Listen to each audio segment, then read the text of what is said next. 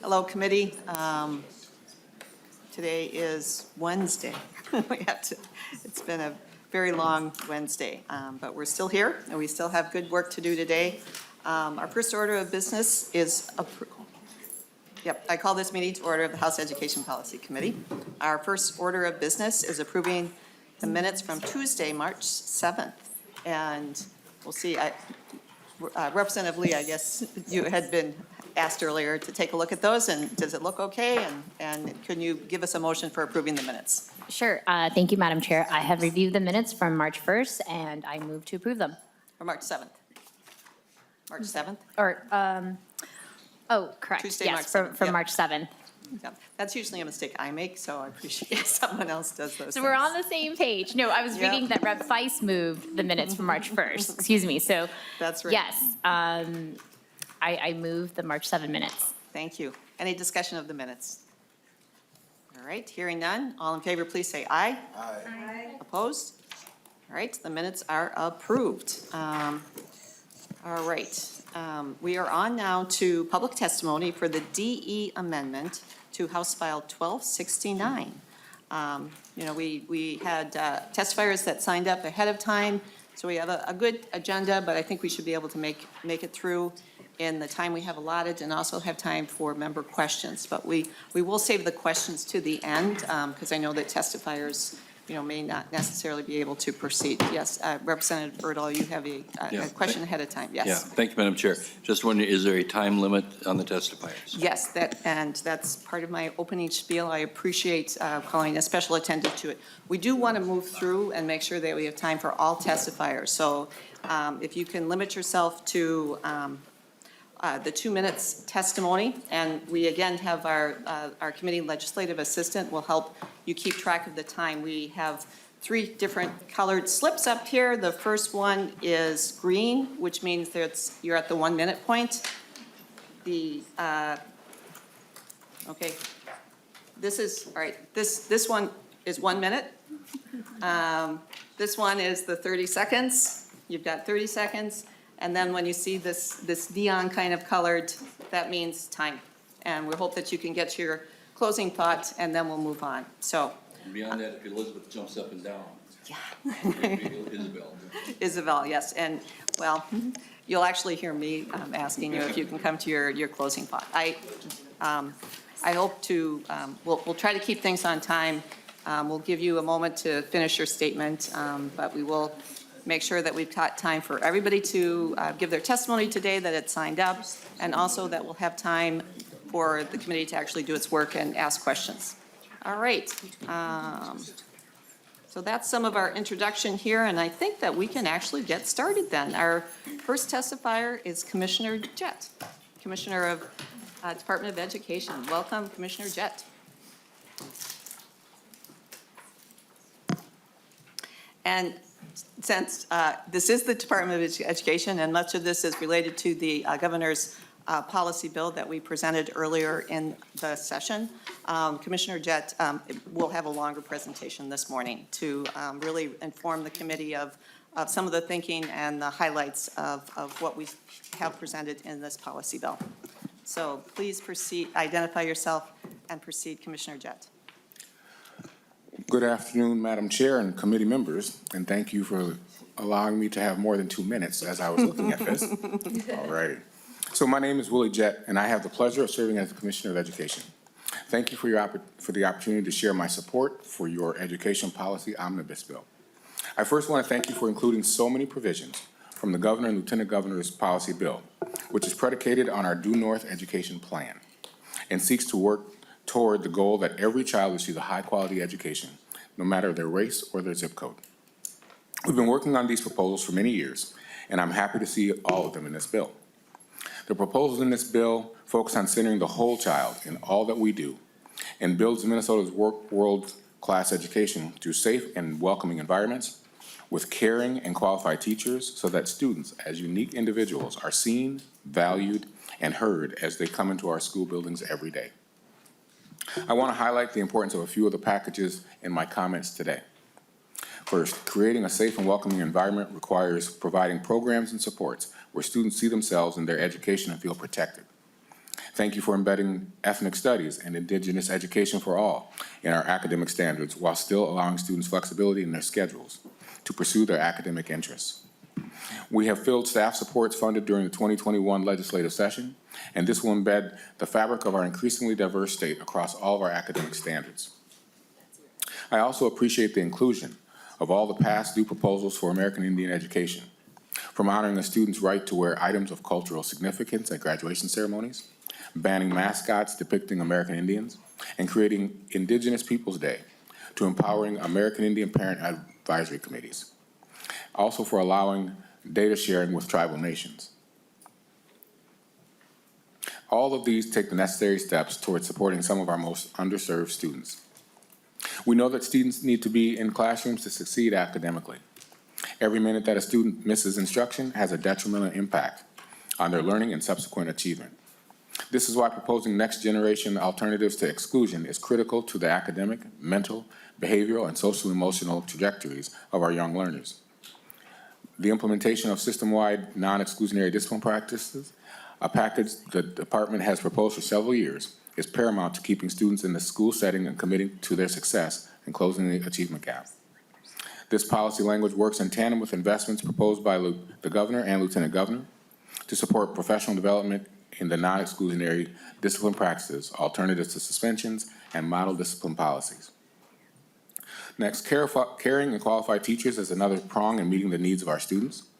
We know that supported teachers provide a stronger teaching and learning environment, and students need to see themselves in who is teaching them. And when students learn from diverse teachers, all students benefit.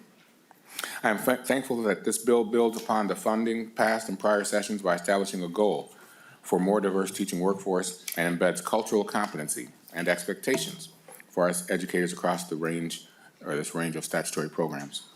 I'm thankful for the work of the Teachers of Color and American Indian Teachers Coalition in this space. We're grateful for their partnership. We also appreciate supports like protecting educators who teach about federally protected class of people, getting rid of the basic skills test for teacher licensure, and allowing for flexibility in the composition of all teacher licensure programs. There are so many other provisions in this bill that allow for our students to have a world-class education and to succeed academically, like making sure that our students pursue post-secondary enrollment options with the support of public education funding. And with that, I'd also like to note the inclusion of several provisions that allow the department to do our work more effectively and efficiently, and with the most accountability. So thank you for including several items in the standard space to assure that we can review and revise all academic standards on the 10-year cycle. And I appreciate the separate fast tracking and inclusion here of the delay of review and revision of physical education standards. I'd like to thank you, especially to Chair Pryor, here for providing relief for our physical education teachers. And lastly, this bill, it acknowledges and honors the diversity of our students, families, and staff.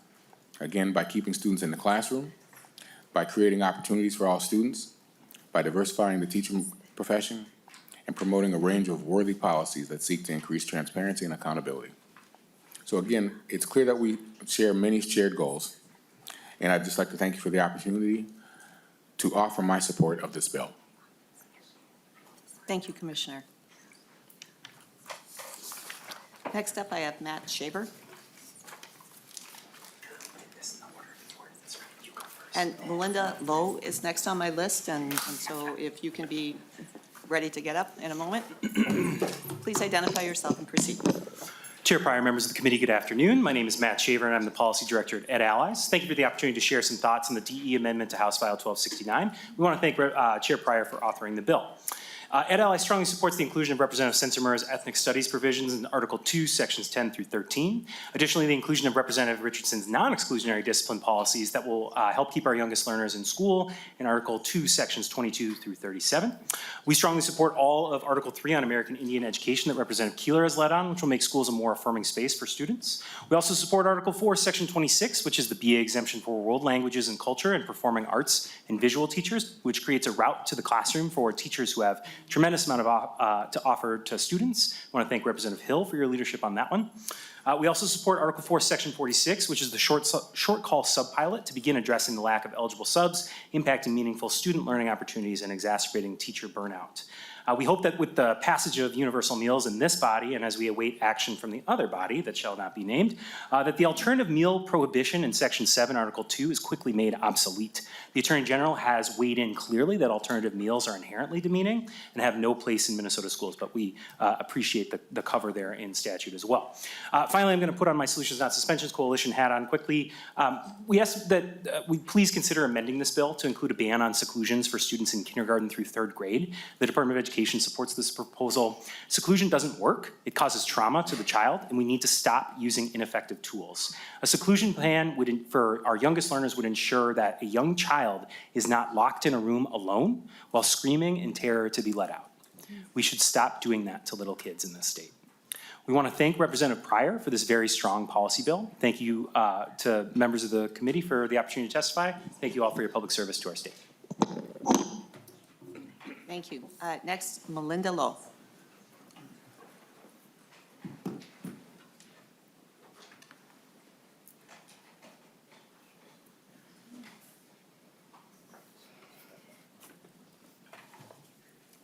Thank you, Chair and members of the committee.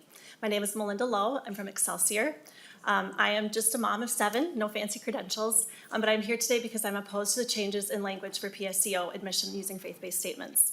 I also started a Facebook group on Friday with members in opposition to this change as well, and in 5 days, less than 5 days, we have almost 500 members, so I don't speak alone here today.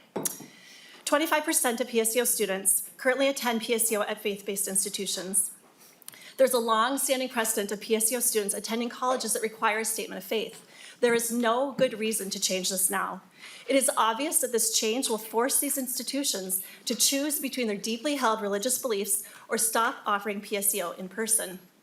When government imposes on religion, as the state is attempting to do here, religion loses the independence guaranteed to it by the Constitution. Moreover, precedent is established in Supreme Court rulings, Carson versus Macon and Espinoza versus Montana Department of Revenue, that religious schools should be able to participate in publicly available programs without discrimination, and students should be able to participate in these programs on equal footing as students who attend non-religious schools. Making this change and forcing students away from faith-based colleges to secular universities will only increase the competition for already limited spots and decrease the choices available to all students. The University of Minnesota receives 1,600 PSEO applicants per year and only admits 45% of those students. My daughter is a sophomore in high school. She wants to be a nurse and will need to take lab science classes in person. She's been planning for years to go to Northwestern as they have a highly rated nursing program. If funding is pulled due to this amendment and PSEO is no longer an option for her at Northwestern, she'll be forced to apply to the U of M instead. Now, my daughter is a straight A student who is recognized for having one of the top scores in Minnesota on the ACT when she was just 12 years old. So I think it's reasonable to believe that she would be one that was admitted to the U of M if she applies. And if that happens, she'll be taking one of the limited spots available from someone who really did want to attend the U of M. These changes will limit PSEO options for Minnesota students. More choices allow for more options for more students. I'm happy to discuss this further with members of the committee. I have handouts if you need it. Thank you for your attention. Thank you. Thank you for your testimony. I have Emma Crooks.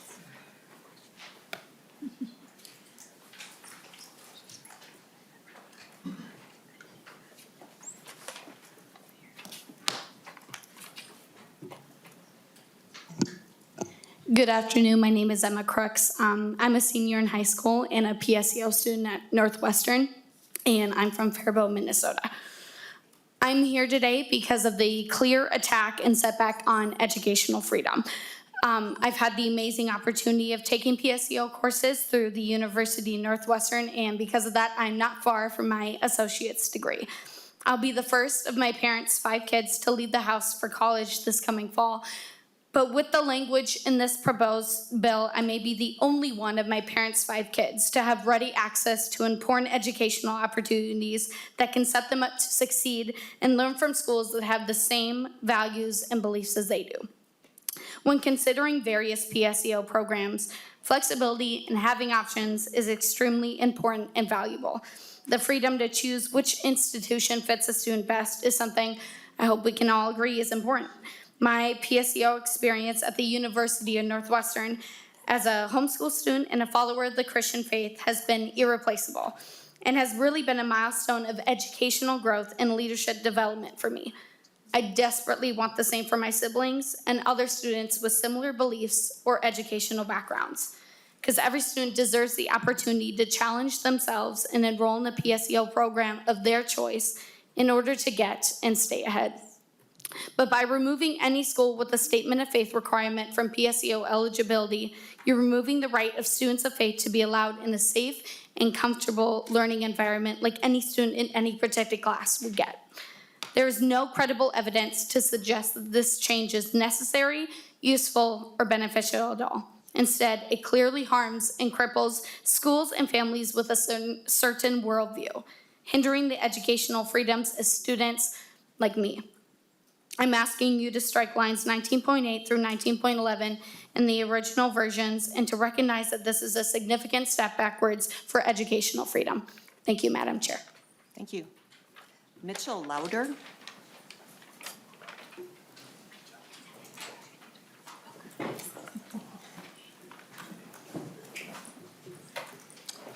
Good afternoon, everybody. My name is Mitchell Louder.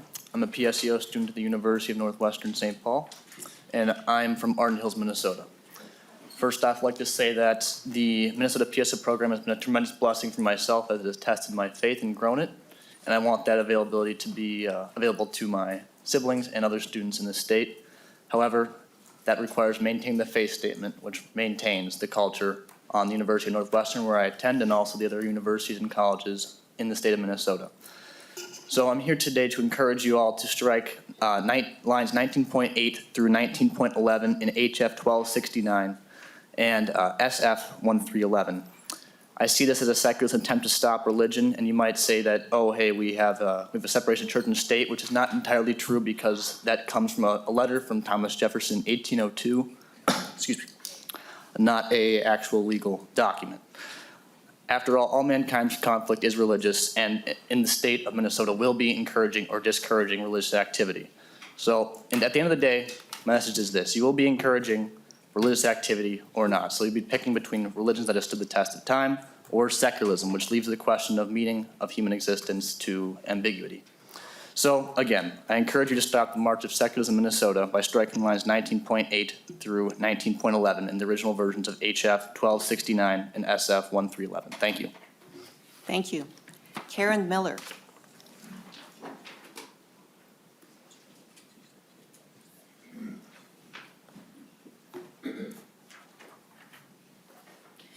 Good afternoon, Chair and members of the Education Committee. Thank you for giving me this time to speak to you today. My name is Karen Miller. I'm a mother, wife, and teacher from Dakota County. And I'm here today to raise concern about the ethnic studies component of HF 1269 because it will be taught through a lens of critical race theory. Even though I'm home educating my children, I chose to speak out because I care about the entire generation of children that they are growing up alongside. They are the future of America. To be clear, all students learning about cultures and ethnicities different from their own is a valuable lesson, and every student should be able to recognize their own ethnic heritage as a part of the diverse history of our country. Although we must think carefully about the lesson we are teaching students about what makes them who they are. Do we truly believe that their internal beliefs, their character, and their future actions are predetermined by external factors like the level of melanin in their skin? Let us not teach our students that they are trapped by their skin color to be inherently an oppressor or forever the oppressed. Instead, let us teach them the truth that each one of us is descended from one human race, just with different levels of melanin. That despite our external differences and our past histories, we all have the same potential on the inside to either become a noble instrument of what is just and good, or become a cruel instrument of evil and vice. This is the heritage of every young American, that we can stand shoulder to shoulder, just like the white person who realized that slavery was wrong and the person of color who longed to be free. Together, we can overcome the injustice of racial bias to claim the birthright of every American, that all are created equal and given the rights of life, liberty, and the pursuit of happiness. Teaching ethnic studies through a lens of critical race theory will only deepen the divisions between us and enslave us all. Let us therefore choose to link arms and continue to break free. Therefore, I ask you to consider removing or revising the ethnic studies portion of this bill to eliminate the divisive critical race terminology. Thank you very much for your time. Thank you. Carrie Phelps.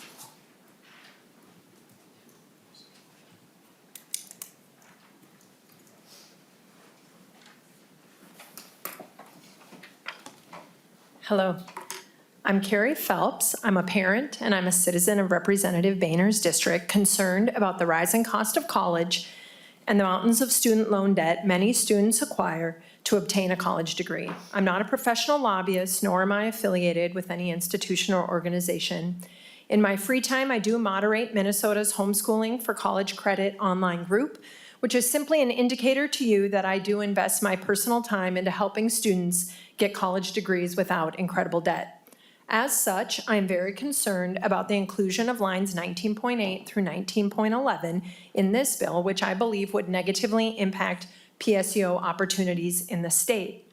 As I considered the proposed language and organized my thoughts, I was reminded of Thomas Jefferson's famous phrase, as previously stated, made in 1802, about the wall of separation between church and state. And so I'd like to frame my comments within this sentiment.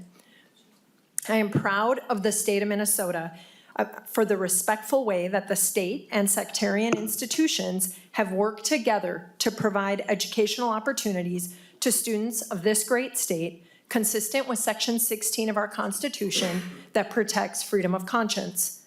Public funding can be directed to sectarian institutions that require a statement of faith for non-sectarian programs and materials. We certainly see this with PSEO, but also in private sectarian K-12 schools that require a signed statement of faith but are eligible for textbook reimbursements. Well done, Minnesota. But directing of public funds is not the only way that separation of church and state should be considered. Implied in that statement is the idea that there is a church and certainly that there is a state. The particular language proposed in this bill would require sectarian institutions to forego having PSEO seeking students sign an affirmation of faith. It may seem like this is simply an administrative loophole to admission, but it is not. As a religious person myself, I am here to affirm that these public declarations of faith are actually a central tenet of the faith. It is important that each member of the sectarian community make a public declaration and a public commitment to their community. Churches have membership programs. These statements of faith are the equivalent institutionally. This is an important understanding because these declarations of faith are so important that I don't expect institutions to drop them. Instead, they will simply drop out of the PSEO program. And that's the heart of my concern. The statutory purpose of PSEO is to provide a wider variety of options to students. When these institutions drop out of the PSEO program, we will be limiting options available to all students across the state of Minnesota. Thank you. Thank you. Next, we have a remote testifier. And so that might take a moment to make sure that we're up and running. Beatrice Hanlon. If you could hear me right now, please unmute yourself, identify yourself, and proceed with your testimony. Hi, I am here. Hello, I am Beatrice Hanlon. I am from White Bear Lake, Minnesota. I am a former PSEO student and a current undergraduate student at the University of Minnesota. And I am here in support of the removal of lack of faith statements within the PSEO program. Because these statements are inherently bigoted and they target minority students in this state. Currently, when I was a PSEO student, I applied to the University of Northwestern as it was close to my home and also had good education programs. However, once I had been accepted, I was prompted to sign a faith statement and morality clause that stated I could not identify with same-sex attraction or identify as any other gender beyond that of my assigned sex at birth if I were allowed to attend that college. I would have been kicked out if they ever found out that I was gay or trans at any point of my attending that school. I identify as a lesbian. So in that moment, I had to decide either to get an education or hide who I was from the school administrators. I ended up being accepted to other programs which did not require faith statements and did not discriminate against students because of their identity. And I decided to attend there instead. Students should but not every student will get this choice. And students shouldn't have to choose between education and being accepted for who they are. There is nowhere in the Bible that says that students cannot be, that homosexuality is against the religion or being trans. So therefore, these schools should not be making students sign faith statements that are homophobic and transphobic. And these students are already at risk. These are already students who are at risk and vulnerable populations within the state. And by threatening their education opportunities and portraying them as dangerous and immoral within these faith statements, this rhetoric does not fit within the education standards of the state, nor the PSEO program as it was designed. And that is why I support the clause that will ban institutions from asking PSEO students for faith statements and allowing institutions to discriminate against students on the basis of their identity. Thank you. Thank you for your testimony. Next up, I have Roger Arneson, who is also remote. If you can unmute, identify yourself and proceed.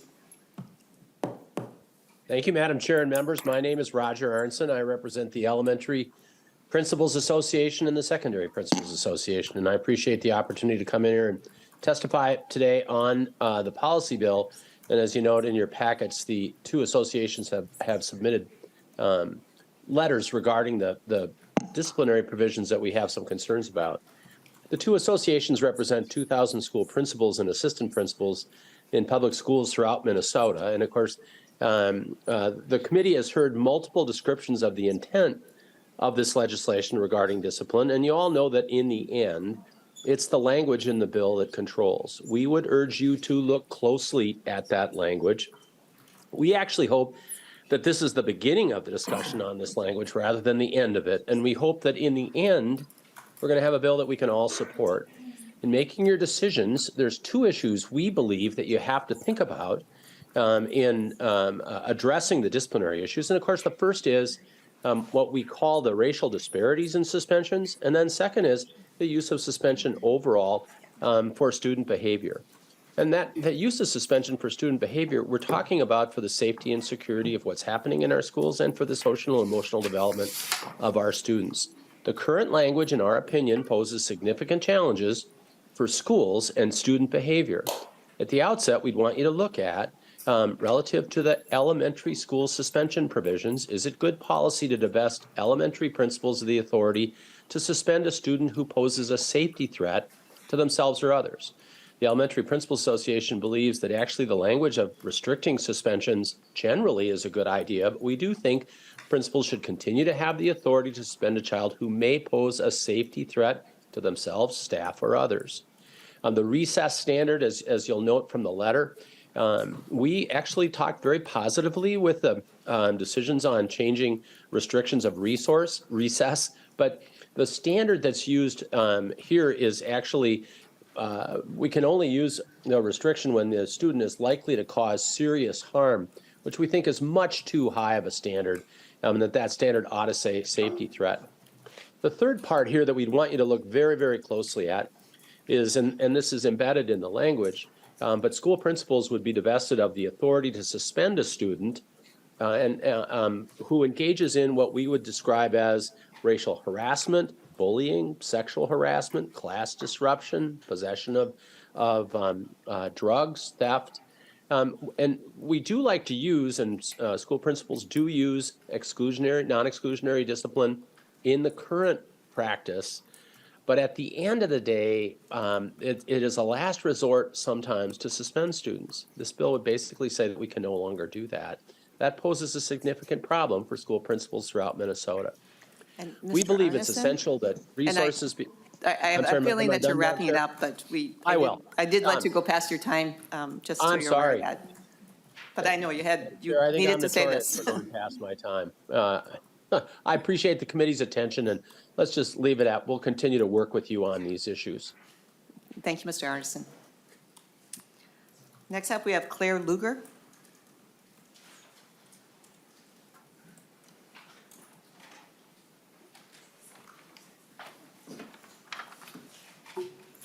Good afternoon, Chair Pryor and committee members. My name is Claire Luger. I'm a special education teacher in White Bear Lake area schools. I'm also a parent of 3 kids. In this bill, I appreciate so many great changes, like Tier 1 teachers joining collective bargaining units, defining ethnic studies and institutional racism, cultural competency expectations, improving American Indian education, and requiring market and demand studies language to charter school requirements. I also appreciate the elimination of harmful and discriminatory faith-based statements as a requirement for any PSEO student at a higher education receiving secular taxpayer dollars. I appreciate not having to have signed one of these statements in order to attend Bethel University. I applaud the components of this bill, but I'm going to use my educator hat here for just a minute to call what we to be a warm demander. The bill is a great start, but we need more for our special education educators. The paperwork that goes into huge caseloads requires hours of detail-oriented work and frequently leaves us with the option of either working outside of our contract hours or prioritizing it over teaching. We still need caseload limits and dedicated prep time for due process work in our day. Minnesota has a higher level of paperwork than at a federal level, and some school districts require even more than the state's requirements. SPED teachers don't just do paperwork, though. We test, lesson plan, teach the same number of classes as our colleagues, and plan and attend IEP meetings for our caseload students and any student we provide services to. The due process dates aren't negotiable for very good reasons, but the impact of that is that something else ends up being less of a priority. Paperwork is the foundation of establishing what our most vulnerable students need and are entitled to in our schools, and we have to ensure that it's done well. However, I don't want to choose between quality paperwork and creating meaningful work and relationships with my students. It is especially important for teachers to develop relationships with our at-risk learners. The way to address this, as well as special education teacher burnout, is to require local districts to implement caseload limits and dedicated due process work time during the day so that we can spend more quality time with our students. Again, I thank you for your work on this bill. Thank you. John Olson?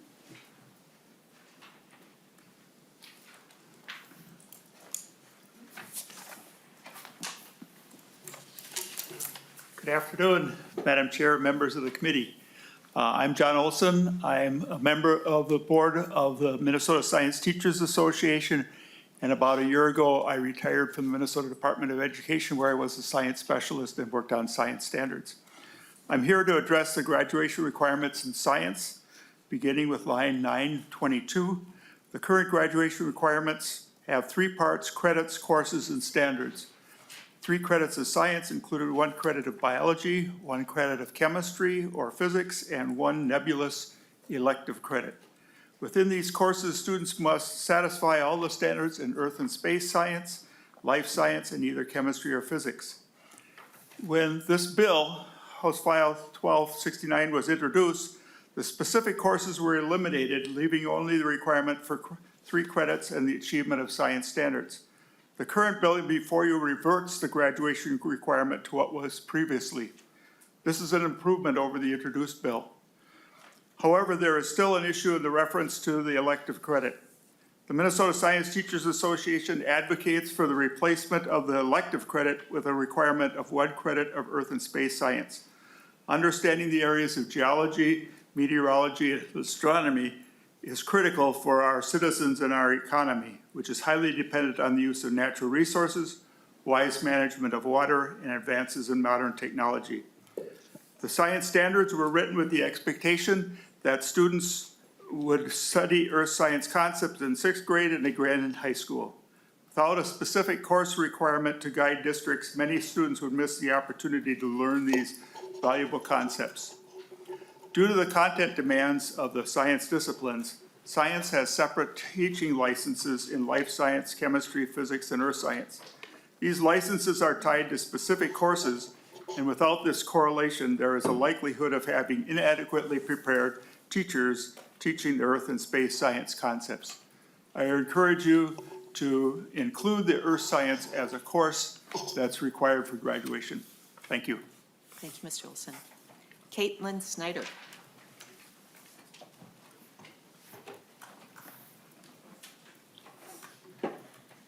Madam Chair and members, my name is Caitlin Snyder, and I am representing Education Minnesota today.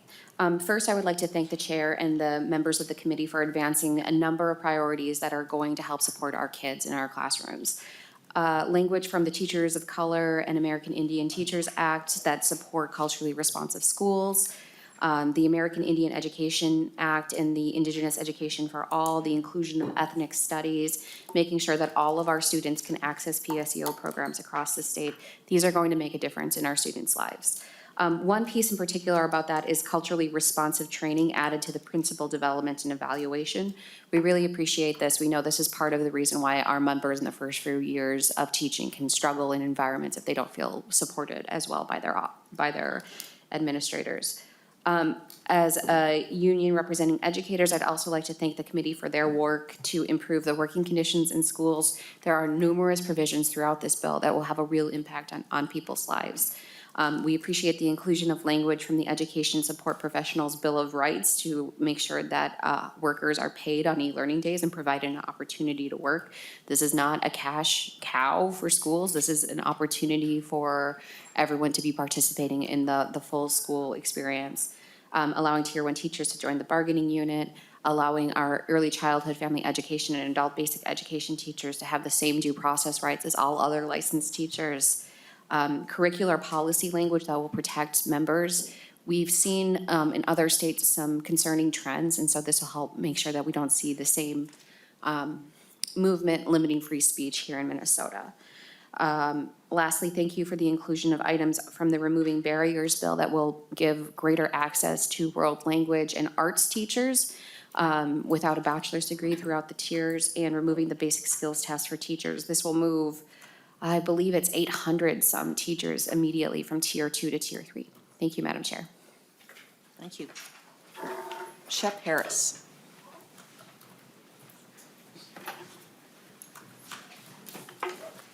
Thank you, Madam Chair and members. My name is Shep Harris with Frederickson and Byron. I'm here today on behalf of the Minnesota Association of Independent Schools, which is a coalition of 17 diverse independent schools spread across the state from Duluth all the way down to Faribault and in between. One of their main common themes is to maintain independence and partnerships at the local level. There's a couple of items that we just wanted to highlight in the bill today. First is a thank you.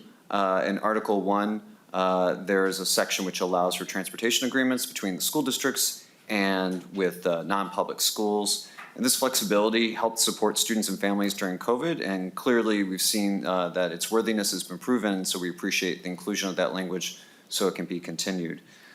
Generally, MACE likes there is a statutory precedence for provisions that are more permissive and encouraging.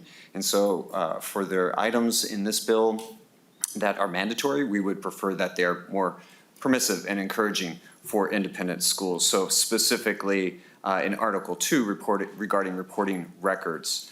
The proposal on the table, if approved, would further mandate independent schools to include recommended services of pupil needs to prevent inappropriate behavior from occurring. In this case, one size does not fit all. Some of the MACE schools record disciplinary actions on a student's transcript, and some do not. Some require students to report disciplinary actions on college applications, some do not. So in this case, the independent schools would like to retain that level of independence and the mission-aligned judgment in making the determination about that disclosure. And secondly, while we understand the logic behind the proposal, there's some concerns around unintended consequences. The schools do not feel comfortable necessarily speculating about what those preventative services should be, and furthermore, it might open them up to possible liability. So for that reason, Madam Chair and members, MACE asks for your thoughtfulness and your consideration regarding those proposals that I highlighted. So thank you for your time. Thank you. And finally, of public testifiers that notified us of their intent to testify, I have Cindy Milda.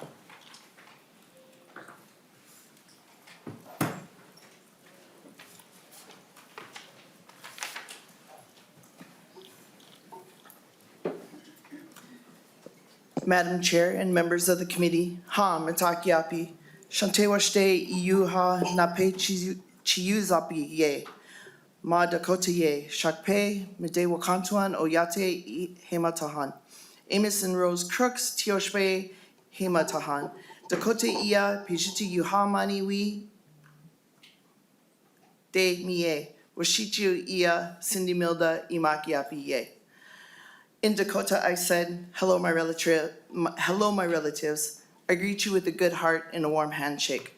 I am Dakota, and my homelands are from the Shakopee Mdewakanton Sioux community, and I come from the Amos and Rose Crooks family. My Dakota name is Walks with Medicine Woman, and my English name is Cindy Milda, and I am the Public Education Program Coordinator for the Shakopee Mdewakanton Sioux community, or SMSC. I thank you again, as this is my third time seeing all of you, and it's good to see you again today. I'm here today to testify in favor of House File 1269. My role with SMSC is to share our community stories with groups from school and church groups to senior citizen and youth clubs.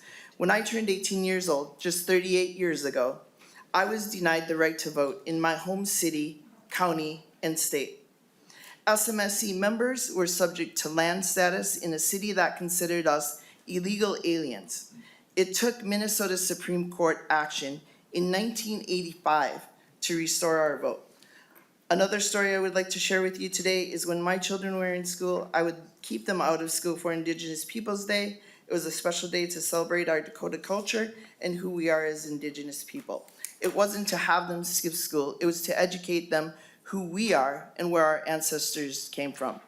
My grandmother was denied this right as she was a boarding school survivor from the Pipestone Indian School in Minnesota. She didn't want her children and grandchildren to go through the same treatment she received when she went to school. Her hands were slapped for speaking her first language. My grandmother did not teach us the language or most of our culture out of fear of institutional racism. At 56 years old, I am learning my Dakota language along with my children and grandchildren. Sacred tobacco is what we call as chinchasha in Dakota, red willow, or more commonly known as dogwood. I carry a little pouch with me most days. Chinchasha is one of our 4 sacred medicines that we as Indigenous people use. There are teachings with every medicine. We don't carry them just to carry them. We carry them for a purpose.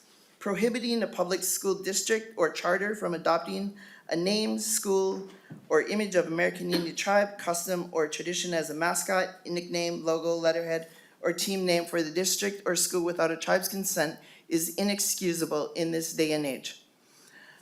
I'm currently serving on the MIEA, Minnesota Indian Education Association Board. I think it's very important for the commissioner to listen to what TNAC, the Tribal Nations Education Committee, has to say about our children. They know and work with our children on a daily basis. I know there's many things that I have to say and many things in this bill and not enough time. So I would love to talk to each and every one of you. And thank you, Pidamayaye, thank you for your time on this today. Thank you. Thank you. I did not count your introducing yourself to the committee as part of your 2 minutes. And so that's why it maybe seemed a little bit longer, because we require people to introduce themselves. We do not count that against your time. So thank you very much for being with us today. Thank you. Thank you. All right. That is our member testifiers today, public testifiers. Commissioner Jett was not able to stay through the whole meeting right now, but we do still have staff from MDE. Mr. Uni is here if we have any particular questions from that we'd like to have MDE address. He is available. And any follow-up from the testimony that we've heard today? And that's fine. All right. Okay. I do have some. Representative Bigberg. Thank you, Madam Chair. We're not a very talkative group today. I was waiting to hold my tongue. You guys may be shocked at that, but thank you, Madam Chair. I don't think it's probably a surprise I have concerns about this mandate-rich bill that's been drafted in large part by people furthest from the classroom. I just want to address 2 things. I know we're going to talk about it on Friday in particular. And the 2 areas I want to talk about, the first one is the K-3 suspensions. Roger Arneson, the lobbyist for Minnesota Elementary Principals Association, Secondary Principals Association, testified and did a great job. I was also able to be part of a call in my principal role where there was a call facilitated by the Department of Education. And frankly, the MDE staff, the purpose as we got into that was more to try to get principals on board with this approach and this policy than to actually hear from administrators. So there were jam boards collected. I have not seen any of those, so if MDE can provide those, that would be great. But one of the common themes on this call was school principals pushing back against this mandate and asking the department to rethink this policy and support the schools that are actually struggling, because as Mr. Arneson said, there are significant disparities in suspensions. That does need to be addressed. And how the use of suspension is used, that needs to be addressed as well. But for those of us on the committee, anytime a student is suspended, there's an incident report entered into a system called DIRS, Discipline Incident Reporting Suite, and then we're able to collect that data. That's what the Human Rights Coalition used as, or the Human Rights Department used that data for their findings. And I would just ask the department, instead of making a blanket statement, a blanket policy across the entire state of Minnesota, I would ask that you actually support the principals who need that support. That data is there. Use the data that we collect, or that we put in to DIRS every single year. But MDE's approach is similar to a building principal walking into a staff meeting and scolding everyone in the staff meeting because a handful of people are showing up late. That's just not good practice. These types of policies are the reason why, one of the reasons why educators are leaving. So I would encourage MDE to think about that and actually listen to principals, and don't just put us through these show committee hearings to try to gather information. The second thing I want to address is the PSEO statement of faith piece. We heard testimony today from some very, very articulate young men and women from both sides of the perspective. We have testimony in our packet, and if any of you are like me, you've received hundreds of emails on this topic from people across the state with concerns. I still don't know, and we can have this discussion offline, what is the problem MDE is trying to solve with this? What's the issue? Is it that too many kids are going to faith-based institutions and we're losing money from other higher ed institutions? Well, I would challenge those institutions to improve and attract those kids to come to your institution. Yeah. Short of having an answer, I can only make assumptions. Are we concerned about faith-based institutions and the quality of their instruction, the compliance of their instruction? And let's just keep in mind that they're only doing non-sectarian classes. Kids are not getting religious instruction with this money. There are dollars going to private schools, as we heard in testimony. And if there are concerns, has MDE addressed those individual concerns, or are we just going to do another blanket policy because we don't like faith-based institutions?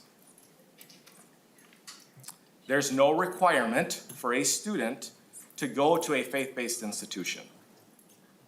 There's no requirement. There are lots of options, as we heard about. The University of Minnesota is a great option. But if we eliminate kids to freely exercise their faith by going to a faith-based institution, we are eliminating options. And in my opinion, this is a blatant example of bias against faith-based institutions and people of faith.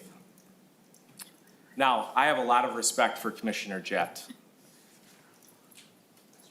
He's been a superintendent, he's been a principal, he's been a teacher, he's been a coach. He gets it. And I was gonna ask him and encourage him today by something that a mentor gave me. And by no means am I implying that I'm mentoring Commissioner Jett, just to be clear. But a principal said to me early in my administrative career, Ben, never sail out on the ship alone. Never sail out on the ship alone. And in my opinion, whoever at the department is coming up with these policies are sailing out on a ship alone. And I look forward to having more conversation on Friday to discuss this. We're also doing member comments. Any member comments at this point? Chair Yuking. Thank you, Madam Chair, and thank you for putting together such a comprehensive bill. I know this is a hard task. I had to do it once before too with education policy, and sometimes policy and funding are intertwined, and that can kind of be hard to pull apart. So there's still policy pieces that are going to be moving on and living on in education finance. I didn't have a chance to, I was out in the hallway speaking with some constituents, but I did happen to have a chance to hear Beatrice, the student from the U of M, talking about that faith-based statement. And there is another side to this, and there's exclusionary side to it as well, when it comes to students that have this opportunity to go to a PSAO institution that we're spending money on and are being told if it was a Jewish student, if it was a Catholic student, if it was a Muslim student, that they would have to sign a faith-based statement saying that they're Christian to be able to go there when we're giving public dollars to PSEO. And as a principal, when I talk to my principals, their biggest concern is that we have to start thinking about those dollars going with those kids too, because that's concerning. So those dollars go, that the base funding goes with that student to that PSEO institution. So when we're spending state money, we're wanting to make sure that we're meeting all kids' needs and being very inclusive. And that's what concerns me about the faith-based statement. As one of the testifiers said, Northwestern has an incredible nursing program. Mankato does too, but they usually don't have enough slots open either. So you are cutting off access by requiring a faith-based statement. But I just kind of wanted to throw that out there. And I know also the solution's not suspensions, folks. I wanted to just give a shout out. You've been working really hard on getting this language just right to make sure that it's workable. And I know that's still in the works as well. And just want to say thank you. Thank you, Chair Joachim. Representative Keeler. Thank you, Madam Chair and members. To no surprise, I really love Article 3.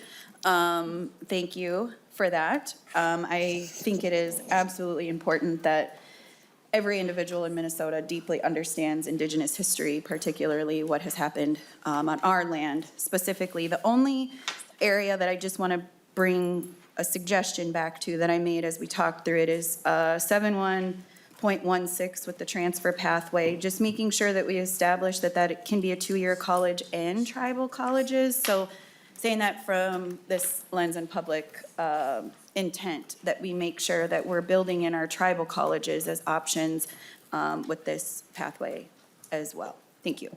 Thank you, Representative Keeler. And again, thank you. We're so fortunate to have had the testimony that we've had in committee to really bring forward this,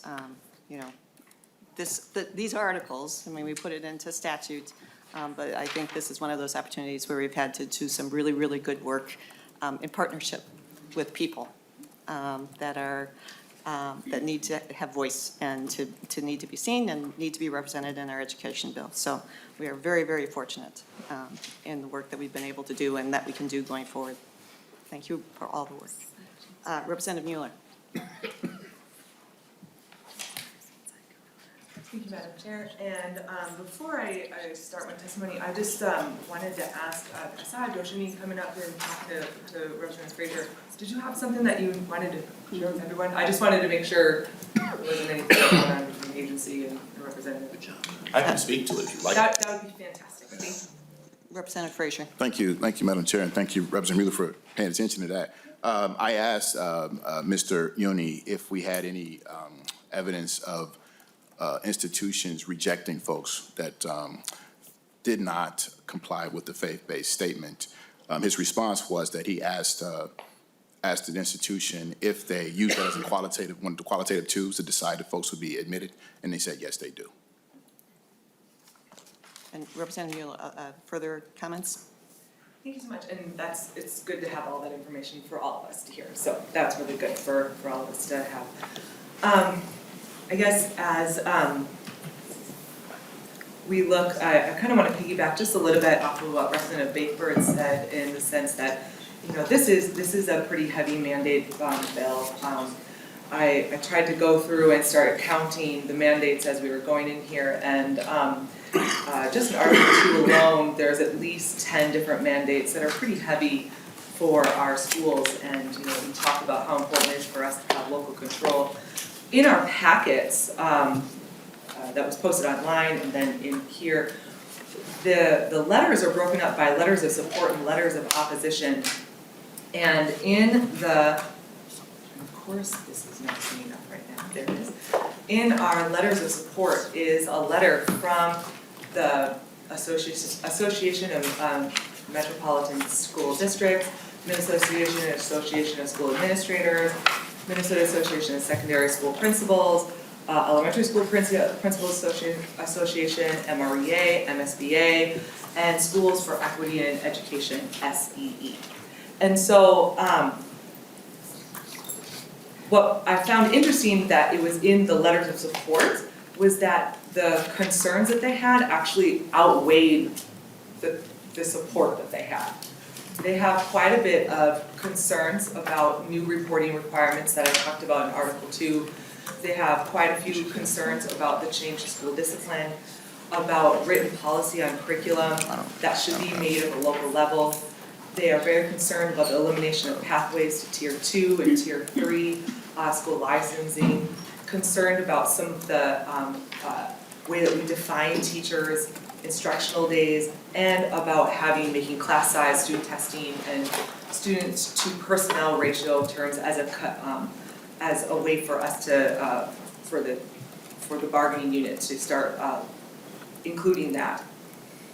And so I really wanted to make sure that as people are looking at their packets, that we understand that that really was a letter that did call attention to several of the pitfalls of this bill.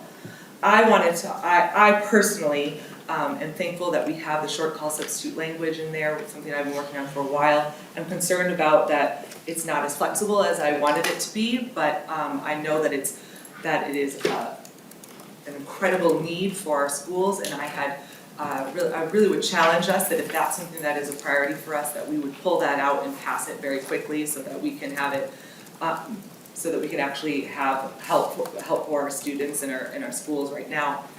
But I would also, again, really caution us to look at the language, again, for licensing requirements and for removing pathways for the Tier 2 to Tier 3. As we look at how we have to independently look at our teachers and how they are qualified for the job. We have heard lots of testimony from teachers, current teachers, who are struggling with classroom management, struggling with reading, struggling with other things that are happening in the classroom that is demonstrating to me that our teacher prep programs are not preparing our teachers appropriately, which means that we do need to have an independent mechanism for that. Talked to Dr. Bailey about having some sort of residency program and how that, if we're going to honor the performative profession that I have been very happy to call mine for the last 20 years, I think it's something that we need to honor in both our Tier 2 and our Tier 3 teachers. So, it's, I know this is still the start of the conversation, and I'm happy that we are still continuing. And I really hope that as we have heard from hundreds of people on email, in other testimony from lots of people who are doing the job, learning from people who are actually doing the job, I would hope that we would take their comments to heart and that we would continue to revise the language that will actually help our students and our teachers and our parents as they are working really diligently to provide for their students. I would also finally say that, and maybe this is going to be, and Chair Joachim, maybe you can be able to answer this, but I'm really hoping to be able to see a good emphasis on literacy and hoping that that's included in EdFi, so that, as that is such an important part and really a cornerstone of what we really need to do. So I got the thumbs up from Chair Joachim, so that's really exciting to see. So thank you, Madam Chair, for a moment to give my comments. I will make the comment at this point that we are sending this bill to Ed Finance, that there's, as we've discussed before, there are so many financial aspects of things that we have brought forward as policy, and that the discussion continues forward. So but we're trying to limit it to the discussion of what is before us right now, which purposely, we are not mentioning money. So of course, we're just, it's not the finance bill. We can call them unfunded mandates, but that's just, it happens to be the form that it moves forward in this House. Be good, the things that are in this bill right now. And Chair Youakim. Sorry, Chair Pryor, I just wanted to emphasize the literacy piece. Yes, it's something that you're all very well aware that Representative Edelson's been working on for quite a long time and being comprehensive, and there is loads of stuff in the governor's bill around literacy. I just wanted to touch base on the mandate piece, and I probably couldn't have said it better than you did, Chair Pryor. We're moving forward with this policy, and I think what we're hearing from our school districts, and I kind of, when we drill down on asking them when they say no more mandates, and you ask, well, be specific, please. And where the real angst is lying is that they have been so dramatically underfunded for the last few decades that they do get concerned about being able to do even more with less.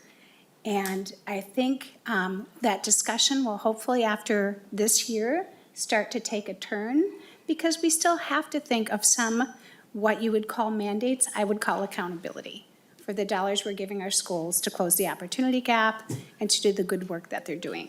So we are going to start changing our lexicon a little bit when we talk about this and asking for more specifics when we talk about mandates when we get to the finance bill. But I just wanted to throw that out there and just thank you for the bill again. Representative Frazier. Thank you, Madam Chair. I'd like to call up someone from the Department of Education. I do think we should have further conversation in light of Representative Mueller's comment. Mr. Uni, if you please join us, identify yourself.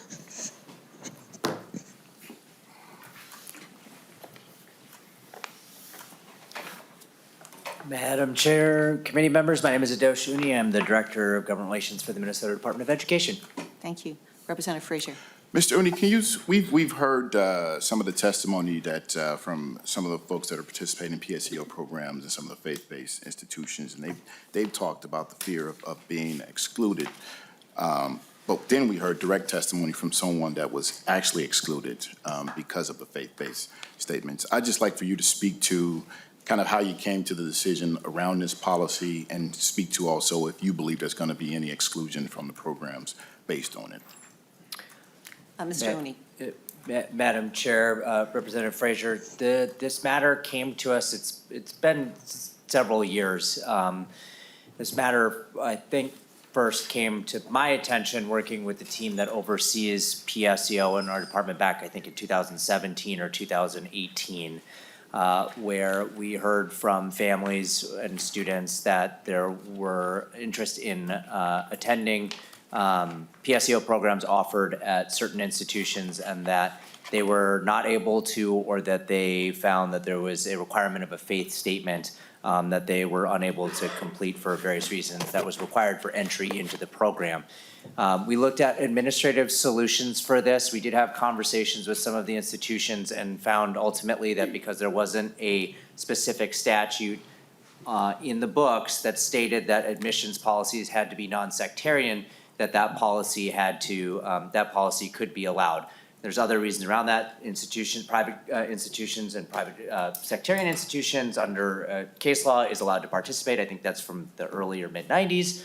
So that's quite clear, and that was never a contention there in the administration action or a contention with this proposal here. No intention to prohibit participation in the PSEO program by any of these institutions.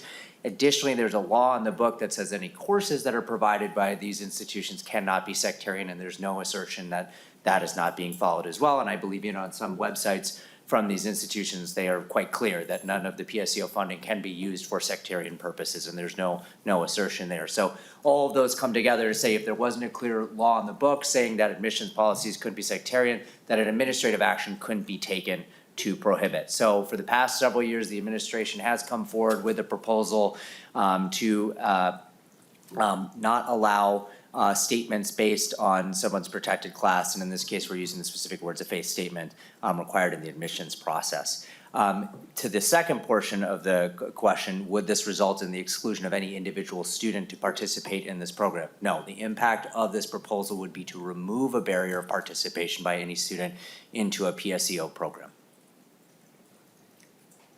Representative Frazier.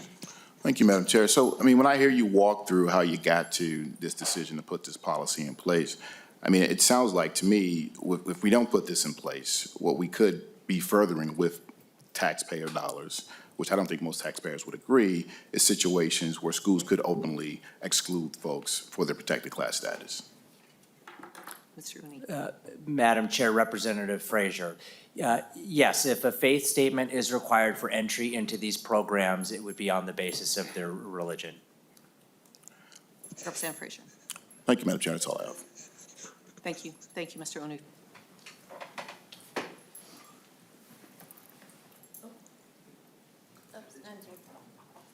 Representative Knudsen. I have a question. Representative Knudsen. Thank you, Madam Chair. Yes. But there are other options, correct? Mr. Uni. Madam Chair, Representative, correct, there are other options for students to attend PSEO programs. Thank you. And Representative Bigford.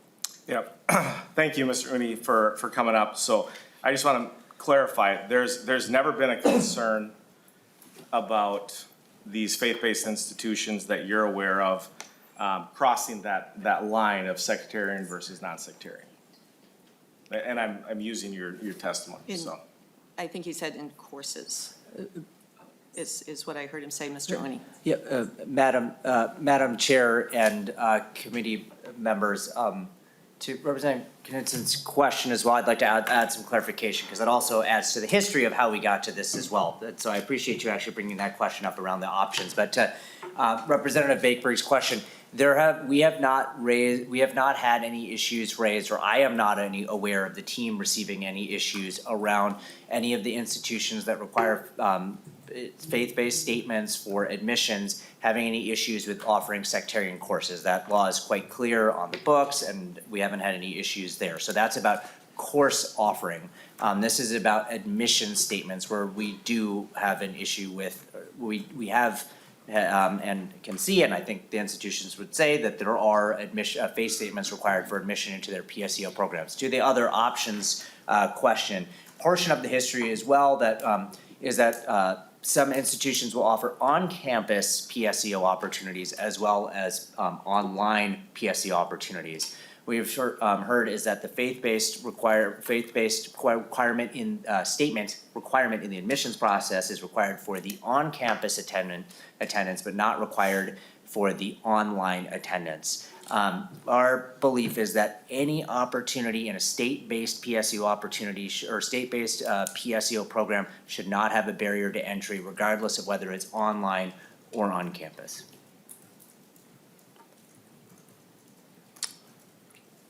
Thank you.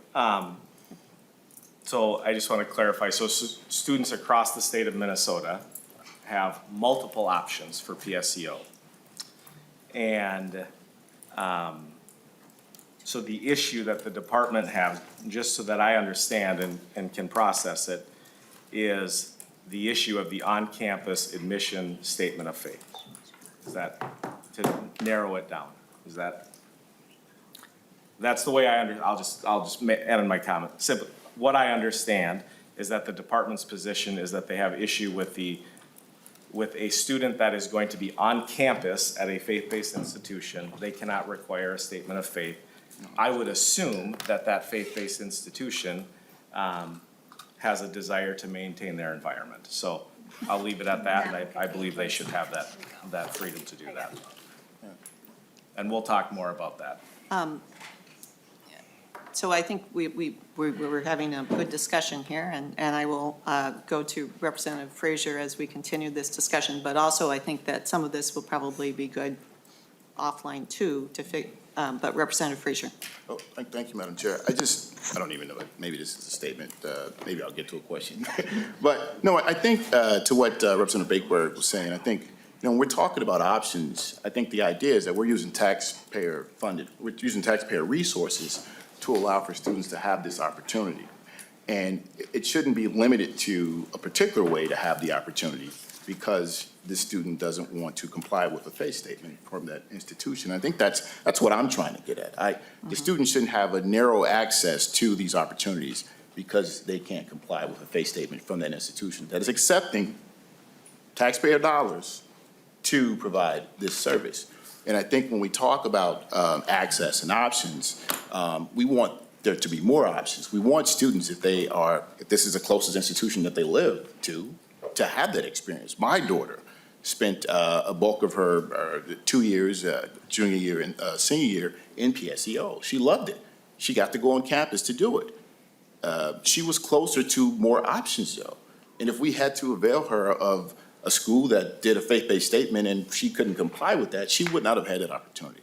And we should not try to further or maintain that type of ability for institutions to exclude students, especially when we're funding with taxpayers' dollars. And that's my concern. That's why I like this language. But that is my concern, is that if we don't have this language, we will further that. And then at some point, we will be sued because of that. So that's my concern. Thank you. Representative Erdl. Thank you, Madam Chair. And Mr. Uni, I'm going to switch topics a little bit on you here. Just going back to the exclusionary, non-exclusionary practices. You know, in the past, I've had reports of children, students, first, second, third grade, that created situations that were very difficult in terms of discipline, but also with safety. And so my question is, what are the practices, recommendations that you would have for dealing with those types of students? Mr. Uni. So, Madam Chair, Representative Erdl, unfortunately, I'm having a hard time hearing with the acoustics in the room, so my apologies. I'll just repeat the question to make sure that I have it right. Is in a case where maybe there's younger students, K through 3, where there's maybe an issue of a behavioral challenge that rises to possibly perceived safety issue, what are the de-escalation techniques that would be used to be able to handle the situation? Representative Erdl. Madam Chair, Mr. Uni, yes, that's what I'm trying to get at. Well, how is this type of situation rectified? Mr. Uni. Madam Chair, Representative Erdl, so under our proposal in our non-exclusionary discipline proposal package, what we define as behavioral mental health services, de-escalation techniques that need to be implemented before either removal of class or dismissal proceedings are presented. I think there's discussions to be had about at what point the non-exclusionary discipline proceedings need to happen, but certainly our position is before dismissal proceedings. There are opportunities for a student to be possibly, if allowed, taken to the back of a class or right outside into the hallway to engage in a de-escalation technique. I'm not a practitioner, so I can't lay out the specific steps of what a de-escalation technique would look like, but that would fall within the definition we have of non-exclusionary discipline policies and procedures. Representative Erdl. Thank you, Madam Chair. And Mr. Uni, I'll just say that I think maybe this situation needs some more discussion and exploration.